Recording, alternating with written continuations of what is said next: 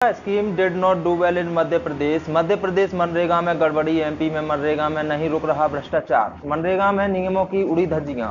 मनरेगा में बड़े पैमाने पर घपला, फंड हुआ गलत इस्तेमाल। उस समय सरकारी ऑडिटर ने सरकार से कहा था कि इस योजना का उचित तरीके से क्रियान्वयन करने सरकार को गहन निगरानी रखना होगी। कैग रिपोर्ट में जिन राज्यों में ज्यादा गड़बड़ियां देखने को मिली थी उनमें मध्य प्रदेश और राजस्थान का नाम प्रमुखता से था।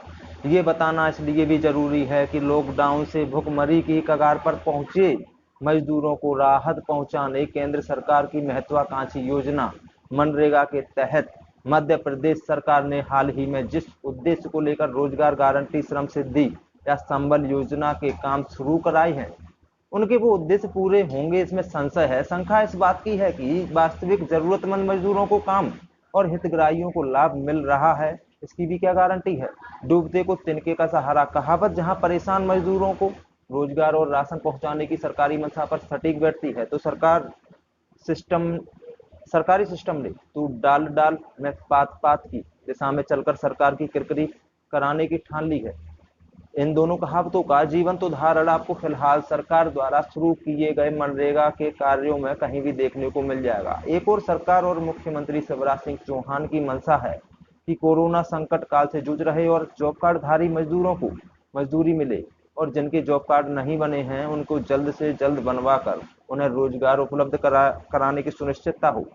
सरकार ने आनन फानन में इसके लिए मनरेगा के काम खोल दिए और संबल योजना, श्रम सिद्धि योजना में भी ऐसे हितग्राही जो जिस योजना के तहत पात्र हों या मजदूरों से ही पूर्ण कराए जाने की बात कही।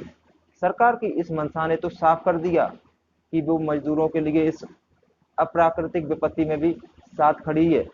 पर इन योजनाओं को धरातल पर उतारने वाले सिस्टम यानी प्रशासन ने मानो मजदूरों का कागजीकरण कर मनरेगा की राशि ठिकाने लगाने की योजना पर अमल शुरू कर दिया हो।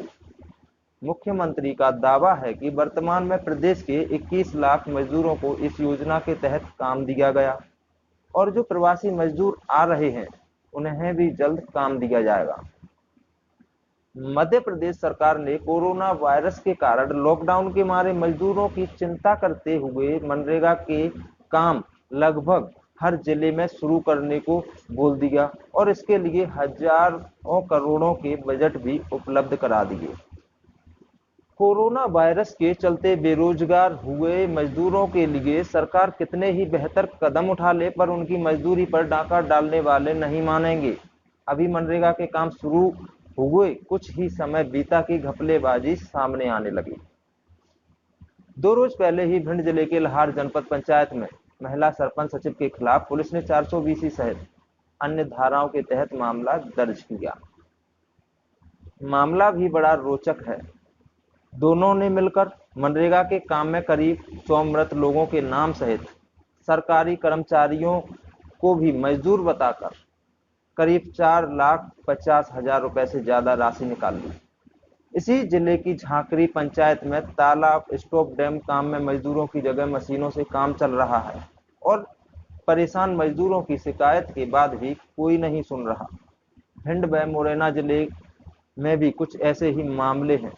जिला मुरैना में मीरपुर, डोंगरपुर व बिशंगपुर जिसमें मजदूरों की जगह मशीनों से काम कराया जा रहा है, वहीं पूरे भिंड जिले में भी मनरेगा के कार्य मशीनों द्वारा हो रहे हैं। प्रदेश के अधिकांश जिलों से कोरोना आफत की आड़ में मजदूरों के काम में जमकर भ्रष्टाचार होने के मामले सामने आ रहे हैं। जल संरक्षण से जुड़े तालाब खुदाई, नाली निर्माण, सड़क निर्माण, गौशाला निर्माण, पौधारोपण कार्य प्रदेश के अधिकांश जिलों में शुरू हो गए हैं। इनमें अभी जॉब कार्ड धारी ही मजदूरों को काम मिल रहा है। जिन पंचायत क्षेत्रों में काम चालू है वहां के रोजगार सहायकों की भूमिका पर मजदूर ही उंगलियां उठाने लगे हैं। दरअसल 10 मजदूरों को लगाकर फर्जी सेटिंग से 20 का मस्टर तैयार करना, अपने करीबी रिश्तेदारों को मजदूरी का लाभ दिलवाना, फर्जी नामों को जोड़कर राशि हड़पना, मजदूरी के साथ इनके घर का काम करे तो ठीक, नहीं तो अगले दिन का काम नहीं। ये सब बेरोजगार सहायक और संबंधित सरपंच सचिव की मिलीभगत का नतीजा होता है। इस विकराल आपदा से टूट चुका मजदूर तो शिकायत करने से सोच भी नहीं पाता। पंचायतों में मजदूर कोई काम कर रहा, खातों में पैसों की पैसा किसी के आ रहा है, यानी मजदूर की मेहनत में भी कमीशन खोरी। ये सब होता इसलिए है कि जिनके जॉब कार्ड नहीं बने सो दूसरों के नाम पर इन्हें पेट की खातिर मजबूरन मजदूरी करना पड़ती है। इस कोरोना वायरस का इफेक्ट के चलते हर सरकारी योजना का धरातल पर जिम्मेदार सिस्टम दुरुपयोग कर रहा है और सरकारी राशि को ठिकाने लगाने की तिकड़म हो रही है। अन्य योजनाओं से होने वाले चाहे स्वच्छता से जुड़े कार्य हों, इनमें जिनके नाम शौचालय की राशि निकाल ली गई उन्हें पता ही नहीं, ये इसलिए कि कागजात किसी और के, फोटो किसी और का दिखाकर जिन खातों में राशि पहुंचाना है पहुंचा दी जाती है। सरकार को रिपोर्ट ओके मिलती है, काम सिस्टम से दिखता है। मजदूरों को निःशुल्क राशन वितरण और आंगनबाड़ी द्वारा बच्चों के घर निःशुल्क राशन वितरण में जमकर धांधली हुई। महिला और आंगनबाड़ी के बालकों का विकास भले ना हुआ हो, पर कोरोना काल में इस विभाग के अधिकारी जरूर मालामाल हो गए। खैर, हम मनरेगा छोड़ कहां पड़ गए इस चक्कर में। ये सब तो जिस दिन जमीनी जांच हो जाएगी पकड़ा ही जाएगा। बस कोई सरकारी नेता अधिकारी जांच करा भर ले। अब यहाँ सवाल भी खड़े होंगे कि ऐसे आरोप तो किसी और पर भी लगाना आम बात है, तो इनके भी प्रमाण सहित जवाब मिल जाएंगे जब जांच अधिकारी की नीयत साफ रहे तो, नहीं तो एक और पार्टनर। इस विपत्ति काल में गरीबों और मजदूरों का हक मारने वाली सरकार नुमाइंदों को मानवीयता के आधार पर इतना जरूर सोचना चाहिए कि ये सब मजबूरी में अपना मुंह बंद रखे हैं, पर इसकी नजर पूर्णतः उन पर है जो इनके नाम के सरकारी हक पर डाका डाल रहे हैं। यहाँ सरकारी मजदूरों के हितों में सरकार की योजना और निर्णय सकारात्मक हैं, पर उन योजनाओं की अमलीजामा पहचानने वाले सरपंच, सचिव और रोजगार सहायक सहित सभी क्षेत्रीय अधिकारियों की भूमिका पर जरूर सवाल उठते हैं। आपकी कौन सी पंचायत है और क्या कुछ समस्या आ रही है आपकी पंचायत? हमारी पंचायत ग्राम चंदोखर पंचायत है।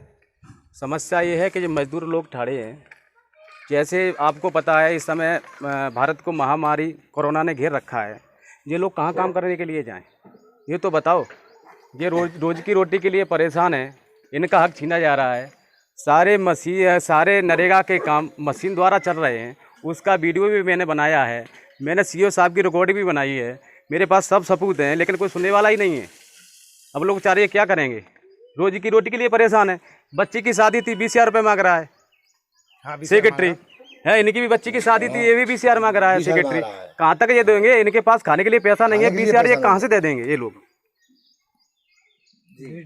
और मनरेगा के कार्य आपके यहाँ चल रहे हैं, वो तो क्या नाम है, जे हम सामने देख रहे हैं इतने मजदूर 2 दर्जन से ज्यादा तो यहाँ खड़े हुए हैं, तो ऐसे में इनको काम ना मिलना परेशान। ये लोग बहुत परेशान हैं।